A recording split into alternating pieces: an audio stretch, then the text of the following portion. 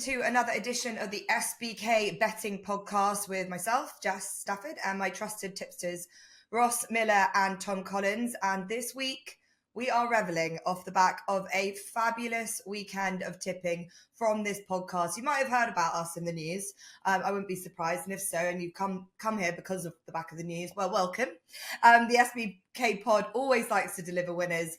And last week's podcast, 7 out of the 12 selections won. Both Ross and TC's naps and next best landed, as well as selecting winners of the 2 feature races. So we will blow our own trumpet for this week because TC and Ross probably a little bit too modest to pat themselves on their back, but please do so.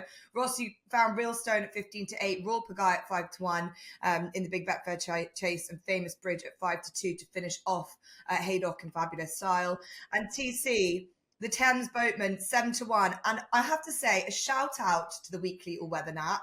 I know you won't be able to put one up this week because we don't have all-weather racing, but there might be a few people who are a little bit frosty about the all-weather selections.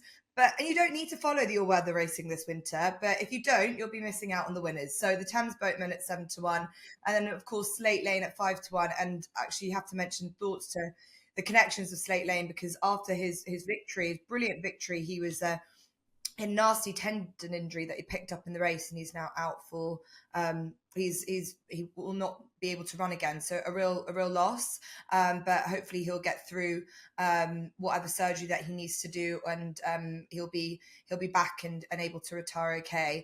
For myself, again, Royal Pagaille 5-1 and Blue King Daru at 4-1, so £253.75 profit from a £10 win stake, so that's not too bad.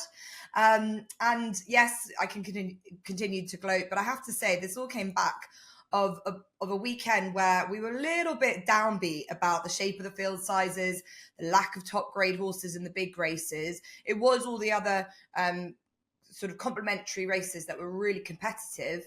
But I suppose this weekend didn't come without its own share of drama as well. And Ross, well, we can talk about all of our winners, and I'd love to, and especially Royal Pagaille, because that was really heartwarming. But one of the horses that we didn't even mention, the race we didn't mention last week because of the lack of depth, really, was the Ascot Chase. And Shishkin, an old friend of the podcast, and every time he runs, I think we try and work him out. You've tried to do this in the past. Remember when they put the tongue tie on the first time? You were brilliant about explaining why they did that and what that would aid him. Last week, Cheap Pieces come on for the first time, and he decides to plant himself before the start, refuses to race, and game over. Can you, as our resident expert when it comes to trying to understand horses' minds, make head or tail of that? I think you can, to a degree. Like, it's not come completely out of the blue, is it? He's clearly a moody horse. I mean, I'd be pretty up there in the Shishkin fan club. I absolutely love him.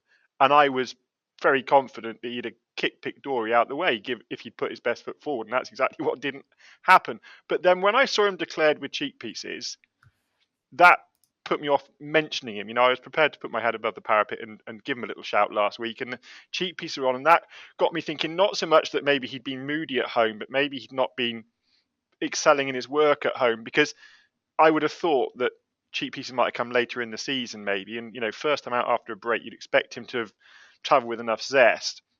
And then just thinking back on it, and I tend to do all my thinking when I'm mucking out horses and carrying buckets around in the rain. And I was thinking they've definitely mentioned previously that he's a little bit claustrophobic and he likes a bit of space. They mentioned that after he ran badly at Cheltenham last season.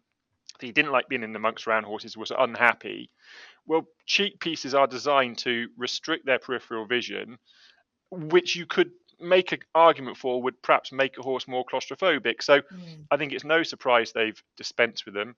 I think Nicky Henson, spoke a lot of sense about the fact that he's facing away from home. And, I don't know about anyone else's horses, but my horses walk back home quicker than they walk away from home most of the time. It's not hard to sort of pick away at. I think at Newcastle he should be fine because Cheap Pieces are gone. He's facing towards home. The big question would just be whether once he's going, he stays going. I mean, he could do a mite bite and try and hang off the track round the bend. I mean, that's the big concern. I think in terms of ability, he's got more than enough ability to win this Rehearsal Chase off off a lofty mark and a big weight. And it's not really a big weight because he carries virtually that in graded races anyway. So it's just that he's conceding a lot of weight. I think it'd be an interesting race. And I hope he bounces back, because he's definitely the sort of horse we need around to make the 3-mile chase division, which is already sort of blown wide open after Galopin Deschamps got beat at the weekend. It's already an interesting division, and he just add another angle to it as well. Yeah, and when you think about it, Lon Press won this Rehearsal Chase off 12 stone last year, up and coming, serious talent of a horse, but hasn't arguably achieved as much as Shishkin has coming into this equally off 12 stone. I love to see it. I think fair play to Nicky Henderson for giving this horse the opportunity to run in a race like this. And, we should see more of it. We saw it with Stage Star with nearly top weight the other day at Cheltenham. But it's not about his ability, is it? It's about, his mind and what he wants to do. So I wonder, a bit of travel up to Newcastle as well. He sort of tends, bar Aintree, to stay sort of close around to home, sort of home area. The travel might be interesting, see how it gets through that. But my first thought, and again, just a quick question to you, Ross, is that horses, as they get older, start to think about things a little bit more, and they get a little bit wiser, they understand what they're doing, and sometimes they just think, actually, I know what you're asking of me today, and no, not today, but maybe the next day will be a different horse. Yeah, and he's shown that, hasn't he?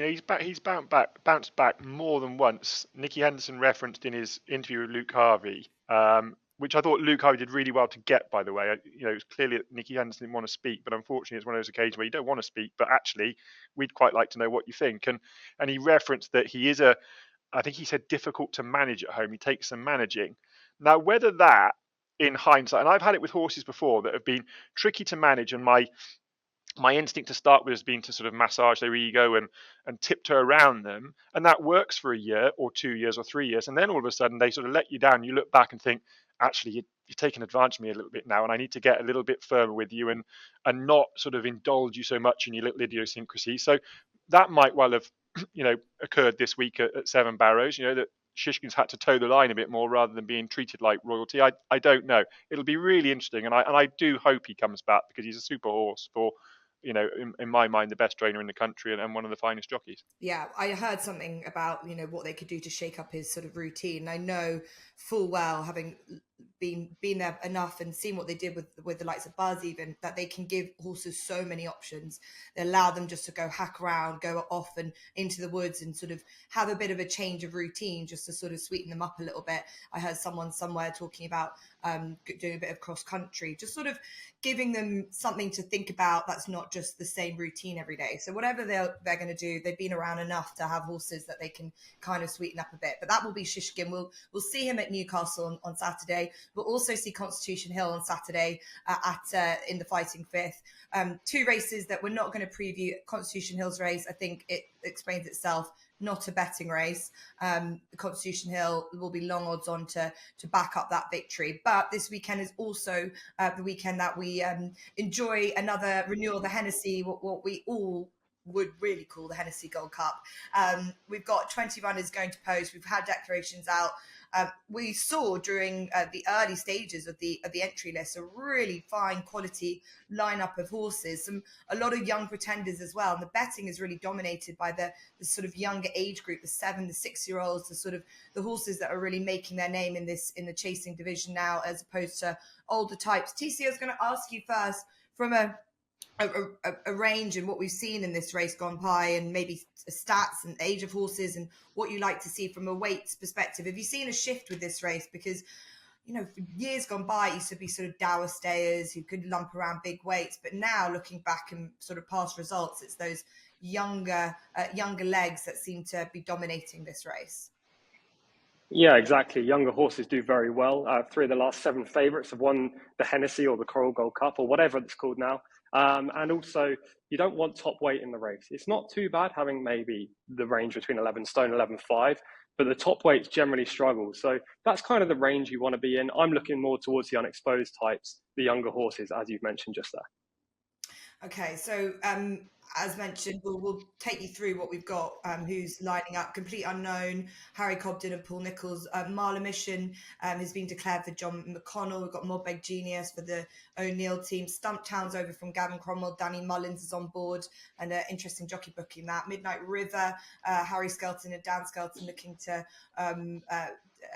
to give them a win after success in this last year. Got Stolen Silver, and Ahoy Senor is the one that's got that top weight of 12 stone. So Ross, I'll come to you first. As I said, really nice horses, some horses that we have enjoyed watching over the last couple of seasons and improve. And I think Complete Unknown really is that, a totally different proposition over fences, and it's Paul Nicholls at his best, plotting out a path for a horse, and he's had this race in his mind for some time now, and he seems, off a racing of 152, to have a nice racing weight for a race like this as well.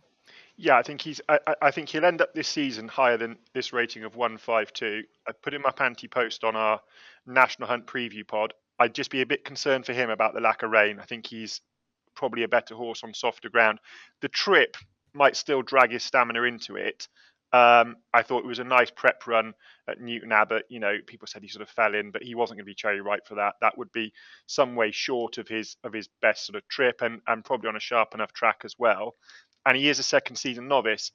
But you will get lots of sound bites of, oh, you want to look for a second season novice. And they have got a good record in it, but they haven't won it for the last 3 years. Lemilos wasn't a second season novice, neither was Cloudy Glen, and neither was Cloth Cap. They were all sort of season chasers.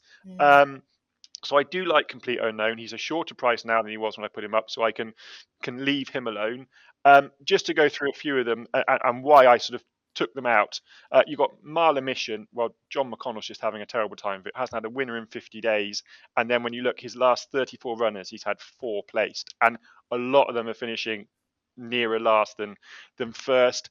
Mombeg Genius is a horse I absolutely loved last year, but I didn't like his return run at Ascot. And I know they said that it was the fact he got hampered that sort of, finished him there. But I didn't think he jumped well, and maybe it was going right-handed, but the ground was a bit quicker there. It's going to be quicker here. I think he's better on soft ground, even though that Ultima form, it's just worked out brilliantly, hasn't it? Corret Rambler and Fast or Slow. I could put a line through him for all he's talented. Stolen Silver was really good at Chepstow, but I worry about his stamina. Zanza, I was amazed to see you didn't put him up, because we know your love affair with him, and I could, like, if he wins it, no one's going to sort of be completely surprised, but if he pulls up turning into the home straight, you wouldn't be surprised either. So you can't really go near him. Ahoy Senor, I worry about his jumping, and it's just not his time of year. So I got it down to a short list of a few. Midnight River was on there. I think he's going to love this ground. I loved him at Aintree. He stayed on really well. So this extra trip and this long straight at Newbury will suit him. I have very little against him, other than the fact I was a little bit underwhelmed how he went through the early part of the race in the Charlie Hall, for all that Dan Scott's taken a run forward. But the only reason I left him really was just price and went for 2 bigger ones. I would give a shout to Kitty's Light. I think he's gone under the radar. He's been running really well in hurdle races. He ran brilliantly at Aintree, over 2.5 miles, finished like a train, got taken off his feet at Kempton. But also a race that might just have passed people by was the Welsh Jump Jockeys Derby at Chepstow. Jack Tudor rode him there. It was over 1.4 miles. They were raising money for Christian Williams' daughter Betsy. He finished like an absolute express train over 1.4 miles. And this is a horse that stays 4 miles. It's just the fact that he's going back over fence, having run over hurdles. He's not always the great fencer. I wonder if it's going to take him a couple of runs to get his eye back in. And Nick Schofield an excellent jockey, but I think he takes a bit of knowing. And Kitty's Light and Jack Tudor are just match made in heaven as far as I'm concerned. So I reluctantly left him alone, which left me with Our Power, who I loved for this race last year. In fact, I think I put him up as our anti-post selection on the preview pod this time last year, and he missed it with an injury. He loves good ground. He was eye-catching in the 2022 Ultima behind Corret Rambler, finished like a train, having got hampered on the turn in. Finished really well at Kempton over 3 miles, really well at Ascot over 3 miles. I think he's crying out for this extended trip. He loves good ground. He had a prep run over hurdles, which tells me that this has been very much the target coming into the season. They didn't want to spoil his chasing mark. Adam Wedge will suit this horse really well. Ride away patiently, come with a strong late run. I do like his chances a lot. But I also love That's Right Gino. Now, he's double-entered Newcastle and Newbury, but this is his first preference. And again, for me, it's the ground factor. This ground is going to ride quick. There's no rain. Bit of frost as well is only going to make it more lively. He improved an absolute ton up to 2 mile 4 last year. Split stage star and Unexpected Party. Outstayed horse of Ollie Murphy's called Thunder Rock Air in the novice chase over 2 mile 4.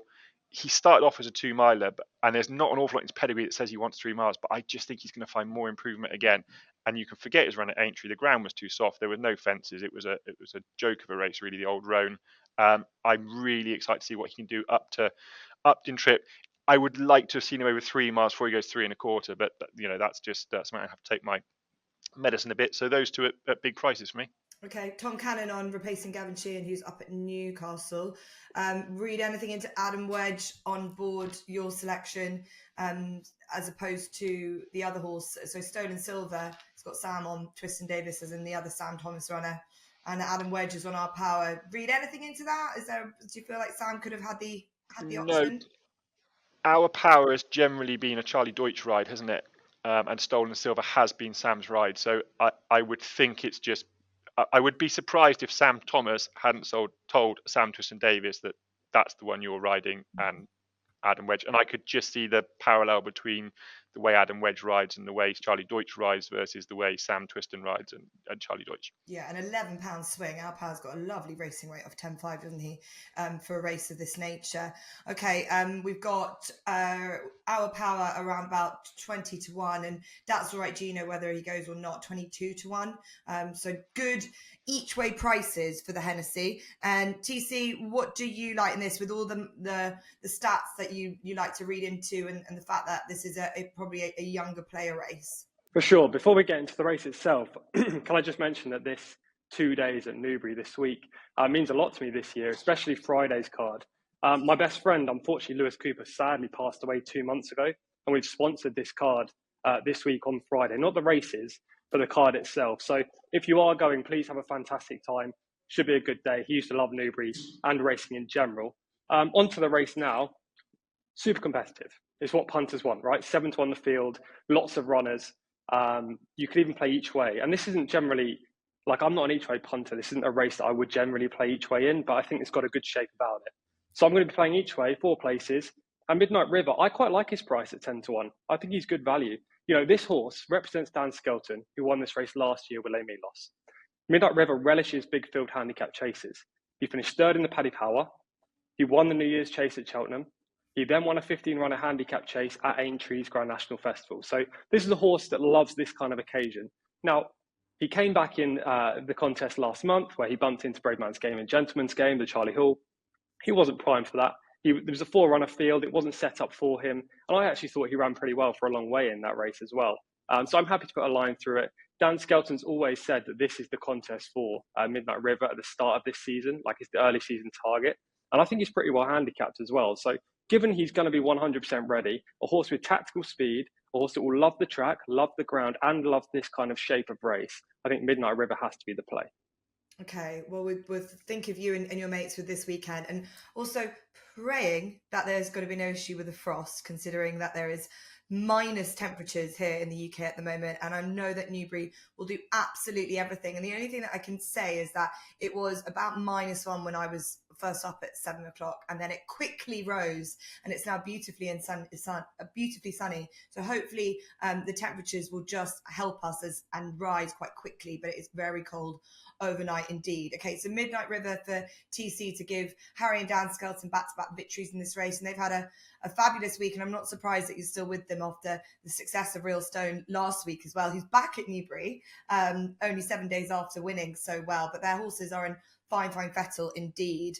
I was interested in this, just keeping tabs on who was declared, who's going to go elsewhere, and obviously we've mentioned that there were a couple doubly entered, but I think there have been a few, like Complete Unknown, like probably Midnight River, who's been sort of set up for this race, and I think that's the same with with Monbeg Genius. He does have a PU next to his name from his first run back of the season, where it all went terribly wrong at Ascot at the beginning of November. He had a bad jump at one of the fences, and then he nearly lost John Joe Neal Jr. at the next, and then he just gave him an easy time and eased him out of the race, really. So you can put a line through that, but the form that he has from last season must be one of the best races that we've seen all year. That was the Ultima behind Fast or Slow. We've seen what he did last week, beating the Gold Cup hero Galopin de Champs, Corrick Rambler, who went on to win the Grand National, and Monbeg Genius was favourite for that race, or joint favourite for that race, and just was, I think, just slightly outstayed by them in the end. But those are two classy horses. He needs to jump better, and I think the name of the game is just your jumping style. I've loved watching this race in the past and seeing how horses just jump out for fun, and you've got to sort of use their enthusiasm. So that would be my concern with him. I wouldn't want him to be any shorter than around about 8-1, but I think that they would have got himself back into a fine vein of form to really show off what he can do and go back to what we saw him at his best last season. And talking of good jumpers, my real love for Twig, I hope will continue this week. A big step up in class, and asked for him for the Ben Pauling team, and also for young Bo Morgan, who's on board him. But I really liked the way that he went through his race at Cheltenham on his first run back of the season. He'll definitely like this good ground, whereas Monbeg Genius might just want it a little bit softer. But Twig does appreciate a quicker surface. He's a very fine jumper. Really have enjoyed the way that he's done things, and I think we've talked about how sort of his experience outside of in point-to-point company has really helped him there. So Twig at a big 25-1 price for an each way selection in the Hennessy. And so no pressure, guys. We've had, as I mentioned at the top of the show, really waxed lyrical about last week. And I know, TC, you're even wearing the same clothes that you wore last week, just to give us that little bit of good luck coming into this. So with the effort in mind, I always struggle to pick who's going to go first, but just because you've added that little touch with that beaming face sitting in the sunshine, what have you found for us for your Napa Next Best this week? Yeah, I wish I planned it, Jess. It was just merely the fact that I just don't have a stylist like you when I go abroad. And as I'm in Riyadh, I packed the smallest case ever. I should have chosen a different outfit. It definitely wasn't superstition, but there we go. Yes, no all-weather racing this week. Shout out to the 3 people that gave me abuse for an all-weather tip last week, by the way. Hope you're on that nap. My nap's obviously going to come on the jumps. Exactly. 12:45 at Newcastle, the French Furs novice hurdle, and a horse called Choose a Copper. This race at 12:45 p.m. by the way. Choose a Copper's a 5-year-old. He had 3 starts in point-to-points. He failed to complete on his first 2 outings, despite showing promise in both of them. And then on his last start at Dorstown, he finished 3rd, a promising type that's yet to run under rules. That was back in May. He subsequently moved to the Lucinda Russells and made his debut at Hexham last month. He was heavily punted. He opened up at 5-2 in the morning. I think he was sent off around 4-11, 2-5-ish. There was just a sustained period of money for this horse. And, they quite clearly knew what they had. Now, he was running over 2 miles, and this horse just is not a 2-miler. He went straight to the front because they were trying to use his stamina. And he did briefly look in a bit of trouble as they were climbing that hill coming into the home straight. But he used his stamina in the closing stages and eventually drew clear for a nice and impressive success. Obviously, they're stepping him up in trip. That was quite clearly just a prep to see what they had, to see if he could shake off the rust, first time up under rules. Now he's running over 2 miles 6. I'm expecting significant improvement from Choose a Copper, and hopefully he'll back up that win at Hexham in the 12:45 at Newcastle. And the next best is a horse called Bally Breeze. He runs in the 1:31 at Doncaster. Now, Sam Drinkwater's 7-year-old remains unexposed after just 11 outings, only 6 of which have come over hurdles, and he's recently been campaigned over fences. His last 2 starts over timber were actually in the spring of 2022, so it's been a long time since he's run in this kind of steer. But he looked a very well handicapped horse on both of those occasions. Finished a close-up second behind a runner from Paul Nicholls' yard called Hacker de Place, who's subsequently 12 pounds higher in the weight now. Then he finished 3rd in the race that contained the likes of Sonagino, who he beat, and Deeper Blue, 2 unexposed horses, and that came at Exeter. Recently, his chasing has not gone to plan. And I know my rule is to not back a horse with a letter next to their name. However, I'm happy to put a line through that run last time where he unseated at Cheltenham, because he actually jumped the first fence very well and he just stumbled around 50 yards after the fence. So it wasn't a jumping mistake, Therefore, I'm happy to just completely ignore it. Yes, he did fall last time out last year, but at the same time, it's been a long time since that. So he's coming in here off a low hurdling rating of 111. That to me suggests he's very well handicapped. Toby Wynn takes the ride, taking off further weight. Again, a big pointer. And he's carrying bottom weight in the race. If Ballybreeze can't win this, then I'd be shocked. The 131 at Doncaster. Okay, you've heard it here first. The nap for Tom Collins is Choose a Copper, and the next best is Ballybreeze. Right, with that in mind, Ross, over to you. What have you got for us? How can you live up to last week's expectations? Well, I have changed my clothes, so let's hope it wasn't the clothes that brought the luck.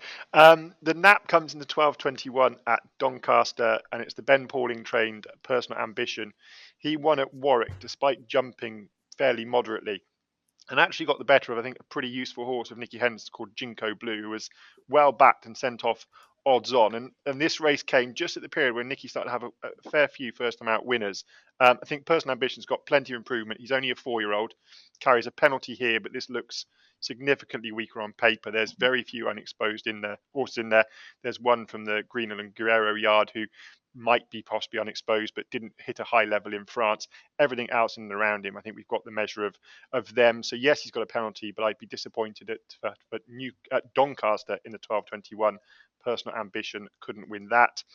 And then the next best does come down at Newbury, and it's a Nicky Henderson trained Jet Powered, who was probably about favourite this time last year for the Supreme Novices Hurdle, and then blew out badly back at Newbury in a very strange race on soft ground, where, if you remember that absolute mad thing of Gary Moore's called Jupiter de Gite, just basically bolted for about 3/4 of the race and then just sort of hung on at the end. He hasn't been seen since, which tells you there's a problem. And he finished 5th. It was just too bad to be true. Been away for a while, comes back in here off a mark of 131. That win at Newbury came against Itac Blue, rated 114, Half Dozen 114, and Tapley 117, and who's been winning off 117. Now, the form at the time looks brilliant because Itac Blue was a big talking horse, as was Half Dozen. In retrospect, it perhaps wasn't as hot as we think, but I still think he put them away by 14 lengths and with absolute ease. He's definitely better than 131. The question just is whether he's retained his ability or whether that issue that clearly affected him at Newbury last time still lingers. But at around about 4-5 to 1, I'm more than happy to take my chances the next best with Jet Powered in the 140 at Newbury. Brilliant. That's looking forward to seeing both them, Personal Ambition and Jet Powered. Although was surprised, and maybe I can take it from there, that you didn't put up Under Control, only because we know that you've got big support for her, considering she was part of our Jumps preview. Another plug for the Jumps preview. We've had a lot of horses already come out and win, but she does run in the Jerry Fielding. She is my next best. Thoughts on her profile for this, considering Nicky Henderson's exceptionally strong, I'll just give you my reasons why I'm putting her up, exceptionally strong record in this race, especially with his fillies as well. Obviously got quite an interesting sort in Brentford Hope and taking her on, and she does have to give him weight as well. But form-wise, you have to think that she has a very solid profile, as Brentford Hope has got £11 more on his back, considering he won at Newbury off the mark of 122. So Under Control, are you happy just a watching brief, or am I barking mad? No, you're not barking mad. It was just a little bit the price, and I do think Brentford Hope is a horse with more scope. He's 100 something rated on the flat, and if you add 40 to 100, he's still perhaps well handicapped. And this is, TC has his not backing after letters. I'm always just a little bit cautious about mares fillies first time out when your weather is changing. It's gone from quite warm to very cold. That can just knock the odd filly and mare at this time of year. So it was just the fact she was short enough. I'd already mentioned her. As I had Ballybreeze, actually, it was really generous of TC not to mention that he was a chaser to follow that I put up, running over hurdles, having fallen over fences. So yeah, I'd be really excited to see a win, and the form has been well boosted, hasn't it, by Iberico Lord? Yeah. But it was just a bit short at the price in a competitive race, first time out as a mare filly at this time of year when it's gone cold. Yeah, well, you can either take that view or join me in going with her. I think if you're going to play Newbury or going to Newbury, she should definitely be in your selections. I think she's a really exciting filly who did a lot in the short space of time at the beginning of the year, and hopefully like to see what she looks like, strengthen up and condition wise. But this is a race that Nikki Henderson has farmed in years gone by, and I'm looking forward to seeing how she gets on. She's actually my next best, my nap, and I don't know what price he'll be. He might be a price which is, everyone's going to laugh if they say, why on earth would you put a horse up at that very, very short price? But Willie Mullins has had a few horses beaten at short prices over the last few days, strangely, either down to rides or horses just not being good enough. And I don't think Ballyburn has it completely straightforward in the maiden hurdle at Ferryhouse at 12.50. I wouldn't want him to be long odds on, but I think if you can get even money around that, then he'd be worth it. He's a horse that came with a massive reputation. They've gone a very softly approach. He won at Punchestown where he was last seen. That form has taken a bit of knocking, but the third horse has come out and bolted up on his first start over hurdles. But there's a really interesting selection of horses like Sir Gordon Elliott. He's got Firefox. Helvet Dream, who's a 105 rated on the flat, is now going hurdling for Noel Mead. So it's not an absolute walkover. I think it would be an interesting race, but Ballyburn has been a horse that I've been looking forward to coming out and seeing what he can do over hurdles. He is a point-to-point winner for Paul Townend and Willie Mullins. So that's it. We hope we give you another week to enjoy after the back of last week, and hopefully you've got a bit of money in your SBK accounts after what we were able to find. But if you are a new SBK user and you've come to us for the first time, hope you've enjoyed the podcast. You will get £30 in free bets when you sign up and bet £10 for the first time. And head to SBK for lots of other offers and promotions throughout the weekend. We're back every week, so we'll see you then. But make sure you subscribe to whatever podcast channel you listen to so you don't forget. Thanks, Ross, and thanks to TC, and we'll see you next week.